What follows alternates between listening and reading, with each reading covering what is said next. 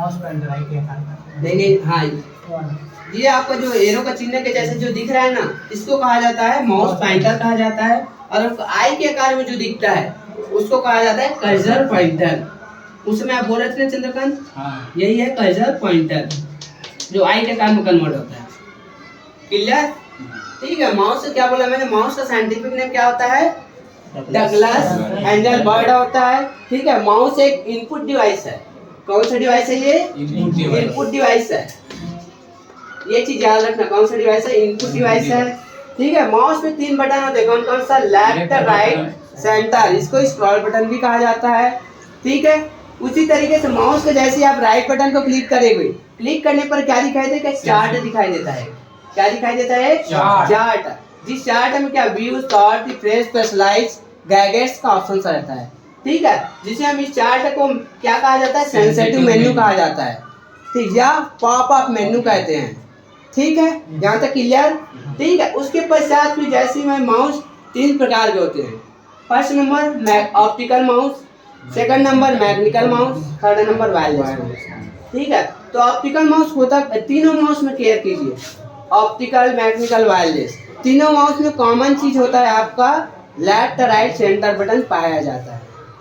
ठीक है। डिफरेंट क्या होता है यहाँ पे आपका? डिफरेंट यहाँ पे बैक साइड पर लाइट लगा होता है और मैकेनिकल माउस के बैक साइड पर रबड़ बॉल लगा होता है जो गद्दे जैसा रहता है। और फिर वायरलेस में क्या होता है? इसका तार रहित माउस। क्लियर है यहाँ तक? इस तरीके से माउस आपका खत्म होता है यहाँ पे। ठीक है। अब मैं नेक्स्ट लेकर चलूं, सीपीयू को लेकर चलता हूँ। ठीक है। नेक्स्ट आपका सीपीयू।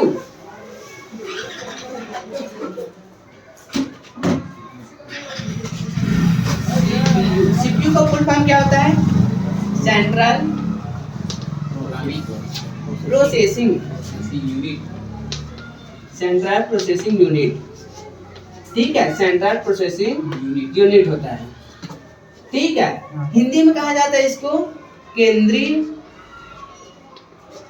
संसाधन इकाई। और यही चीज को पेपर में पूछा गया था, फूड इंस्पेक्टर का पेपर उठाकर देखना, अभी हुआ था पिछले सत्र में, अभी ना 2000, तो पिछले से पूछा था कि सेंट्रल प्रोसेसिंग यूनिट को हिंदी में क्या कहते हैं, ये क्वेश्चन आया था। क्वेश्चन पेपर उठाकर देखना व्यापम का। ठीक है। सेंट्रल प्रोसेसिंग यूनिट, सीपीयू का फुल फॉर्म। ठीक है। तो सीपीयू को कंप्यूटर का मस्तिष्क कहा जाता है। ये चीज तो कॉमन से जानते हो आप। और क्या कहा जाता है? ठीक है। इसको क्या कहा जाता है? Brain of computer. क्या कहा जाता है इसको? Brain of computer. और क्या कहा जाता है जी? सेंस नर्व सिस्टम कहा जाता है इसको। नर्व सिस्टम कहा जाता है इसको। ठीक है। तो सीपीयू को ही कंप्यूटर का मस्तिष्क क्यों कहा गया? क्यों कहा गया? मॉनिटर को भी तो कह सकते थे लोग, लेकिन सीपीयू को ही क्यों कहा गया? क्यों कहा गया सीपीयू को ही? उसमें जितने भी आप क्रियाएं करते हो, जिस प्रकार से आपके बॉडी में कहीं पास अगर चोट भी लग जाता है, अगर मेरे पैर में भी अगर चोट लगता है, ठीक है ना, तो सबसे पहली सूचना कहाँ मिलता है? मस्तिष्क में मिलता है ना। ठीक है। सेम उसी तरीके से कंप्यूटर में आप जो भी काम करोगे, टाइपिंग करते हो, यहाँ से आप देते हो ना इंफॉर्मेशन, सूचना देते हो, यहाँ से टाइप करते हो आप। ठीक है। वो सबसे कहाँ जाता है? आपका सीपीयू में। कहाँ जाता है? सीपीयू में जाता है। यहाँ से प्रोसेसिंग के पश्चात हमें वो आउटपुट देता है। क्लियर? ठीक है। जबकि हमारे बॉडी में अगर पैर में अगर चोट लगा तो वहीं पास मिलना चाहिए, लेकिन कहाँ होता है? जब दर्द का पास होता है मस्तिष्क, क्या हमें पता चलता है कि हाँ। क्लियर अब? ठीक है। कोई भी अगर पूछे आपको कि सीपीयू को कंप्यूटर का मस्तिष्क क्यों कहा जाता है, तो इसी तरीके से उदाहरण देकर बताना एक बार में। क्लियर? ठीक है। अब सीपीयू में 3 बटन पाए जाते हैं। सीपीयू में कितने बटन पाए जाते हैं? 3 बटन। 3 बटन। कौन कौन सा? Power on off. ठीक है। फर्स्ट नंबर आपका जाता है स्टार्ट बटन, जिसे ऑन और ऑफ करने के लिए आपका। सेकंड नंबर रीस्टार्ट, और थर्ड नंबर है आपका सीडी ड्राइव। ठीक है। 3 बटन पाए जाते हैं। ठीक है। कौन कौन सा हुआ आपका? स्टार्ट बटन, स्टार्ट बटन हुआ आपका, रीस्टार्ट बटन और सी ड्राइव, तीनों का बटन का यूज पता है। इसको ऑन ऑफ करते हो आप कंप्यूटर से, जब ऑन करने के बाद फिर सेकंड नंबर रीस्टार्ट।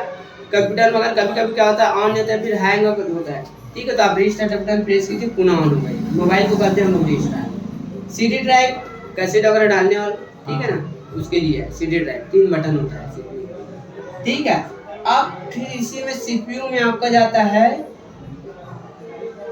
इसके कार्य के अनुसार, ठीक है, इसके फंक्शन के अकॉर्डिंग 3 भाग में बांटा है। कितने भागों में? 3 भागों में बांटा गया है CPU को, ठीक है। कौन कौन सा भाग में बांटा गया है पता है?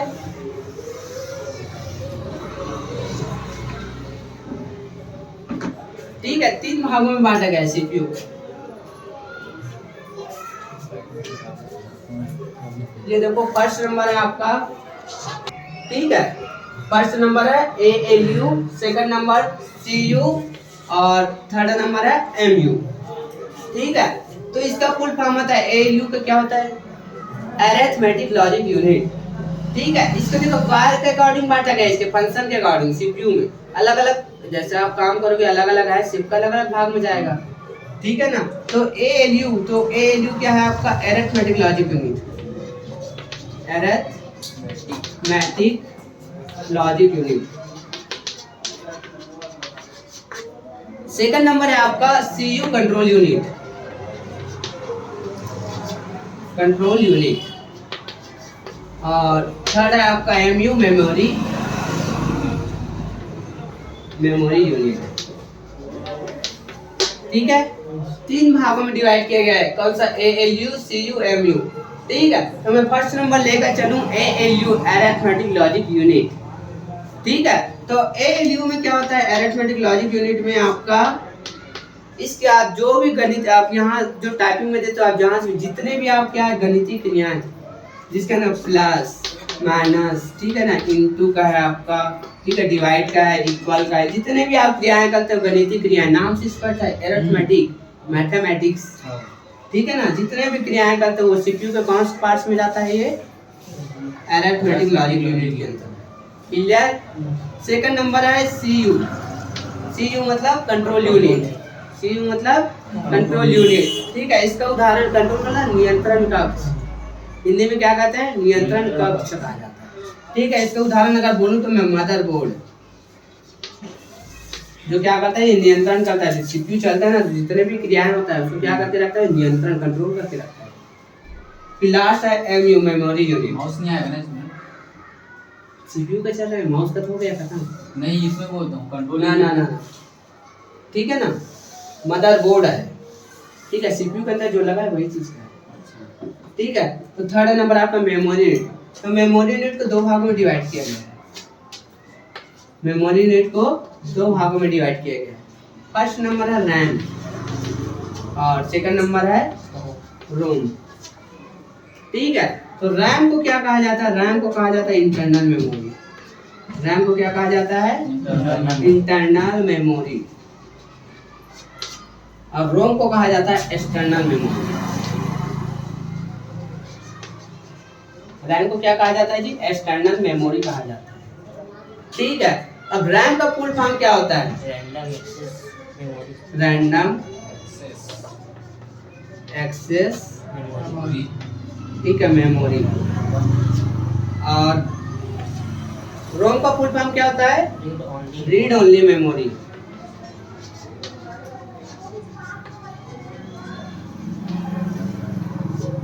क्लियर, ठीक है। Random access memory, read only memory. कहीं से भी क्वेश्चन उठा सकता है कि कोई भी एग्जाम में कि एक्सटर्नल मेमोरी का नाम बताइए, तो आपको पता नहीं चाहिए कि रोम को एक्सटर्नल मेमोरी। इंटरनल मतलब आंतरिक। मोबाइल खरीदने जाते हैं तो मोबाइल में पूछे कितना स्टोरेज का है, इंटरनल कितना का है, जो पहले से लगा हुआ है, पहले से उपस्थित है, उसको कहा जाता है रैम, ठीक है। रैम का full form random access memory, जिसको इंटरनल आंतरिक रूप, ठीक है। अब मोबाइल में अलग चिप डालते हैं हम लोग, डालते हैं ना, ठीक है, जिसे हम कहा जाता है रोम, जिसके एक्सटर्नल मेमोरी कहा जाता है, जिसे क्या कहा जाता है?